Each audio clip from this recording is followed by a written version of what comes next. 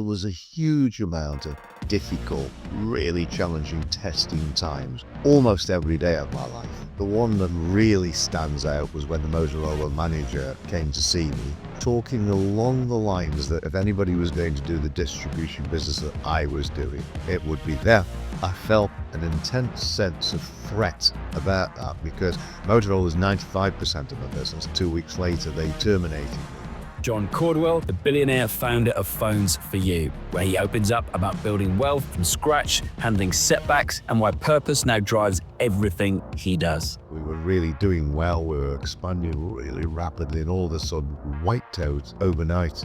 My hardships in life had a positive effect on me rather than a negative effect, and not everybody's so lucky. Welcome to this special bite-sized episode of Screw It, Just Do It from our back catalogue of over 550 past episodes. If you like what you hear, don't forget to follow the show and grab your free 2-day pass to the Festival of Entrepreneurs this October. Just head to festivalentrepreneurs.co.uk to claim yours, and don't forget to dive into the back catalogue. Want to surround yourself with 5,000 to 10,000 entrepreneurs who've already decided to screw it and just do it? The Festival of Entrepreneurs is happening October the 8th and 9th at the NEC Birmingham, and I'm giving away free 2-day pass to my listeners. 200 plus speakers, 90 plus sessions, billion-pound entrepreneurs sharing their real stories, not theory, but the actual strategies they use to scale.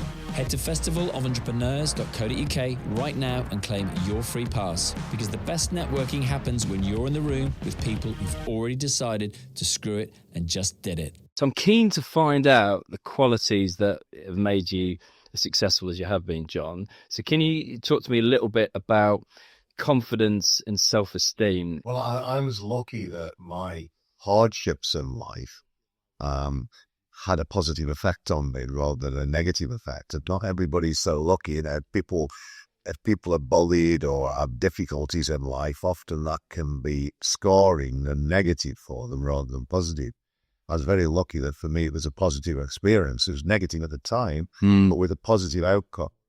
And it taught me a lot about life. I mean, it taught me, for instance, that bullying is a real evil and that it can damage children, damage people, not just children, damage everybody. Bullying is a dreadful thing in life, and we all must try and remove bullying out of our lives altogether if we can. Along with bullying, of course, there's all the prejudices that people have got about colour or about race or about religion. You know, we have to try and get rid of as many prejudices as we possibly can. Interesting. And then how old were you then when you told your first wife, Kate, that you were going to be a successful businessman? I mean, most of the things I've told people throughout my business career were what I was going to achieve. You know, even my employees, when I say, when the business nearly collapsed, it was doing 13 million of turnover and the operational infrastructure nearly collapsed. We were profitable, but we had not any infrastructure that could cope with what we were achieving. And I said to all the workforce, there was about 30 or 40 of us at that time, and I said, you know, next year is going to be consolidation. We are going to get every mortal aspect of the operation is under control, nailed down, buttoned down, ready for expansion. And that expansion is going to take us to a £250 million turnover within the next 4 years. And they looked at me as though I was stark, raving bonkers. And I didn't actually at that point know how I was going to do it. I just believed I would and I'd find a way. And I actually did it 1 year earlier than I said. Did you really? 250 million turnover within 3 years of that conversation.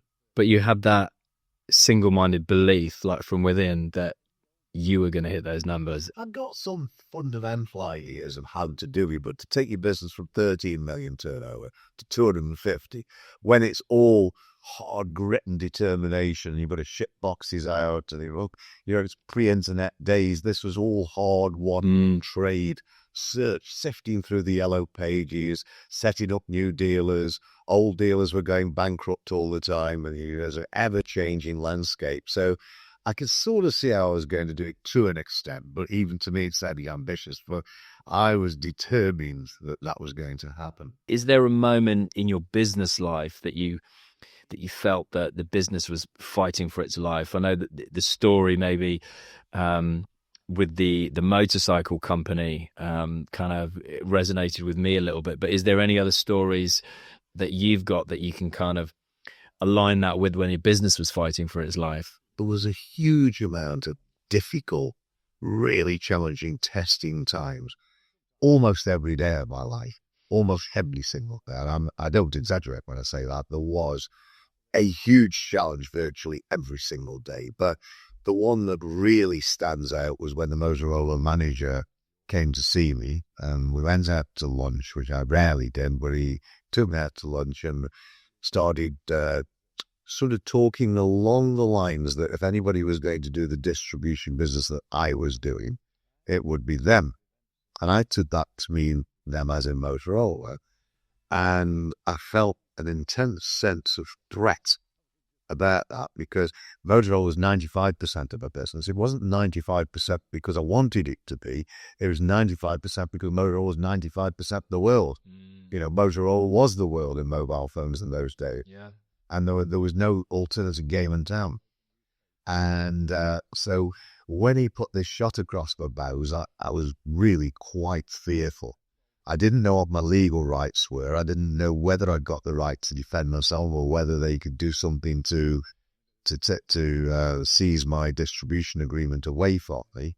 But sure enough, 2 weeks later, they terminated me. 3 weeks or 4 weeks after that, he set up his own distributorship, not in Motorola, on his own, and with my Motorola distributorship. So he resigned from Motorola and took the distributorship that I had with him and set up, and I'd got nothing. It all gone. 95% of my turnover went lost. And I'd got, by that time, 50 employees. We were really doing well. We were expanding really rapidly, and all of a sudden, wiped out overnight. If you're enjoying this conversation and thinking, I need to be around more people like this, then I've got the perfect solution for you. The Festival of Entrepreneurs is where 5,000 to 10,000 ambitious entrepreneurs come together to learn from the people who've actually done it. It's on October the 8th and 9th at the NEC in Birmingham, and I'm giving my listeners free 2-day passes. Real entrepreneurs, real stories, real strategies. Exactly like what you're hearing right now, but live and in person. Go to festivaloфentrepreneurs.co.uk and get your free 2-day pass before they're gone.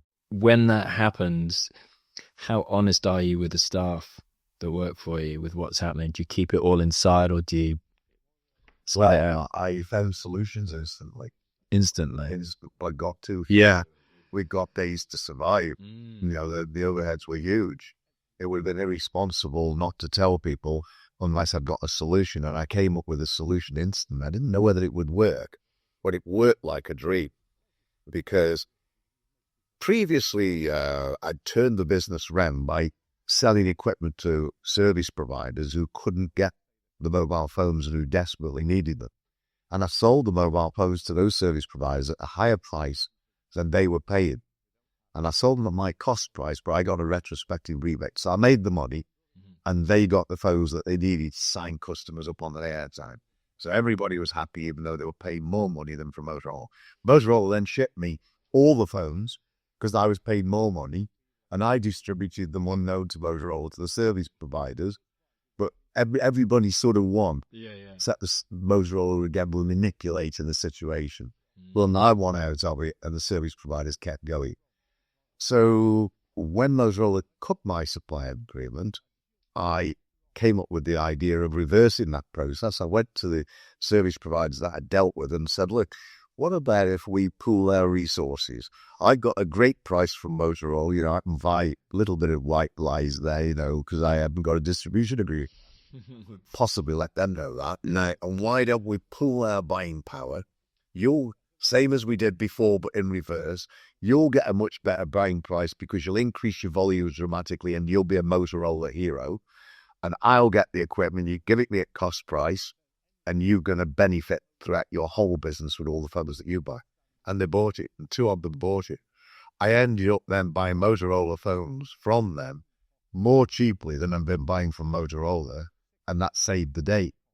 But I wasn't going to rely on that, because at the end of the day, Motorola could have found out what was going on, what's on the supply straight away. Yeah. So we had to keep it extremely secret, but also it wasn't a solution to the long term.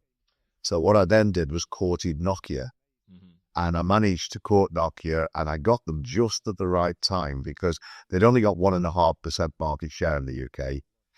They'd got 3,000 Citymen for sale, that they'd not been able to sell. I managed to do a deal for those 3,000 Citymen at an incredibly low price, less than 20% of the original price. So I bought them really cheaply. They were not very saleable, but I'd got them so cheaply I was able to push them into the market heavily. Still got the Motorola product, but was able to push these Nokias into the market really heavily. Did such a great job of that when they launched the new Nokia 101 and they went aggressive with it. I was their main distributor, biggest volume, best buying price, and flooded the market with them, damaged Motorola immeasurably, and grew Nokia single-handedly from the 1.5% market share to the 20%. So all of a sudden, I'd turned catastrophe into even more growth, even more profit, and with a degree of security because I'm still buying the Motorola from the service providers.